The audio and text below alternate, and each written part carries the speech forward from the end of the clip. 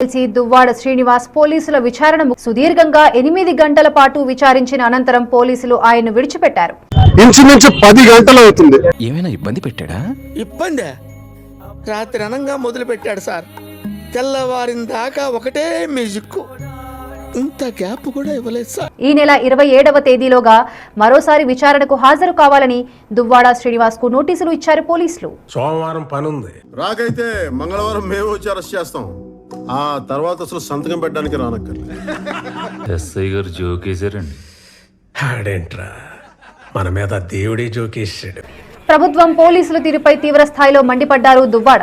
పోలీసులు తన పట్ల అత్యంత దారుణంగా వ్యవహరించారని ఆరోపించారు.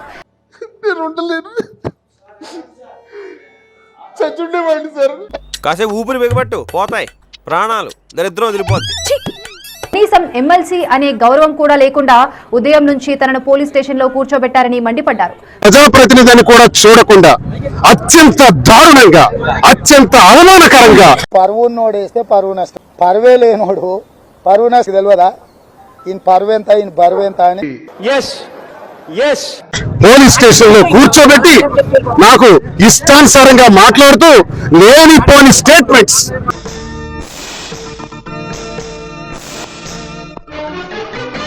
పోలీసులు ఇష్టానుసారంగా మాట్లాడటమే కాకుండా లేనిపోని అభియోగాలు రాసి వాటిపై బలవంతంగా సంతకాలు పెట్టాలని తను వేధించారని ఆరోపించారు దువ్వాడ శ్రీనివాస్. సంతకం పెట్టమంటున్నారు, పట్టకపోతే మళ్ళీ 5 రోజుల్లో రమ్మంటారు. ఇప్పుడు పెడితే రానివ్వరు, మరక్కర్లేదు. పట్టలేదు కాబట్టి మళ్ళీ 5 రోజుల్లో రమ్మన్నారు. ఏమిటి దారుణం అని అడుగుతారు. ఎవరు చేసిన కర్మ వారణ భగింపక ఏరికైనా తప్పదన్నా. నేను ఒక ప్రజాప్రతినిధిని మర్చిపోకండి, నేను ఒక లాయర్ నన్ను మర్చిపోకండి. ఏం చేస్తావరా? చంపుతావా? నరుకుతావా? ఏం చేస్తావరా? మీరు 27వ తారీఖులోగా రావాలని మరొక నోటీస్. నా మీద ఇలాంటి స్కీములు పెట్టకండి రా. అసలే సుఖ సంసారం లేనోండి, సుఖంగా బతకనివ్వండి రా. అసలు నాకు ఒక డౌట్ వస్తుంది, నా మీద ఉన్న సెక్షన్స్ ఏంటండి? నేనేమైనా మర్డర్లు చేశానా? అసలు ఉన్న సెక్షన్స్ ఏంటి? నాకు ఈ టార్చర్ ఏంటి? నాకు అర్థం కావట్లేదు. ఇంతకీ ప్రాబ్లం నాలో ఉందా మీలో ఉందా? అది డిసైడ్ చేసుకోవాల్సింది నువ్వే. ఒక ప్రజాప్రతినిధికి ఇంత టార్చర్ ఉంటే సామాన్య మానవుడికి, సామాన్య కార్యకర్తకి ఈ రాష్ట్రంలో ఎలాంటి దౌర్భాగ్యమైన పరిస్థితులు, ఎంత ఘోరమైన పరిస్థితులు ఉన్నాయన్నది స్పష్టంగా అర్థమవుతుంది. నా లంగా ఊడిపోవడం తప్పు కాదు, పక్కింటి కుర్రాడు నవ్వడమే తప్పుంటేలా?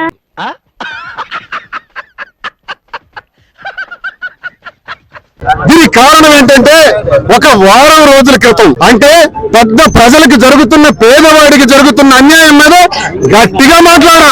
అయ్యయ్యో సానుభూతి వద్దురా. మాట్లాడి వారం కాలేదు, ఈ అర్థం పర్థం లేని కేసు. దీనికి 41 నోటీస్ అంటే 35 క్లాస్ 3 నోటీస్ ఇచ్చి నన్ను 10 గంటలు కూర్చోబెట్టారు. అక్కడతో సరిపోయిందా? మళ్ళీ 5 రోజుల్లోగా రావాలని మరొక నోటీస్ ఇచ్చారు. ఏంటి నాకు ఈ మానసిక వేదన?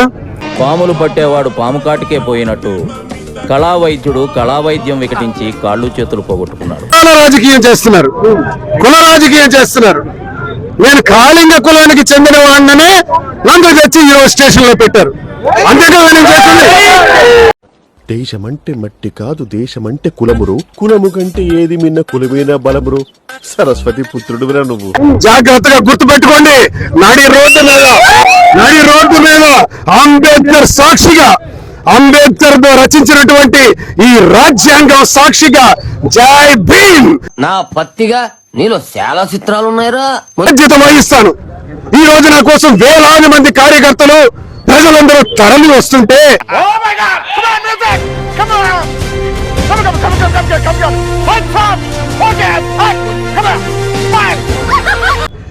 వాళ్ళందరినీ కూడా లాఠీలు పెట్టి కొట్టి, లాఠీ చార్జ్ చేసి, ఈ కొత్తూరు రాకుండా చేసి.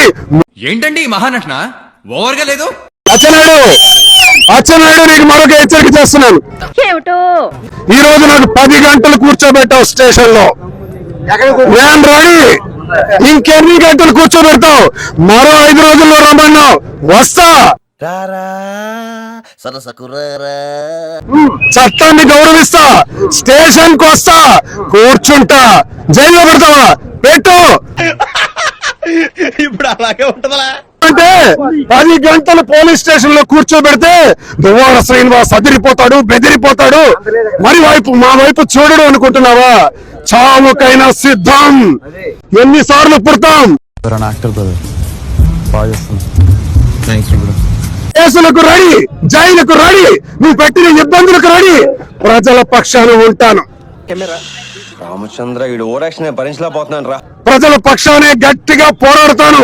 ప్రజల కోసం అవసరమైతే ఈ శ్రీకాకుళం జిల్లాలో మరో పాదయాత్ర చేస్తాను. ఫైనల్ గా మీరు అందిస్తాను. ఏం చేయబోతున్నారో చెప్పండి, ఎందుకు పిలిచారో చెప్పండి, దమ్ముంటి చెప్పండి. ఎందుకు అరుస్తున్నా పిచ్చిలేసిందా? చూడటం కాదండి, మీరు చెయ్యాలంతే. మీరు ట్రై చేస్తారన్నారంటే అది ఓకే అయిపోయిన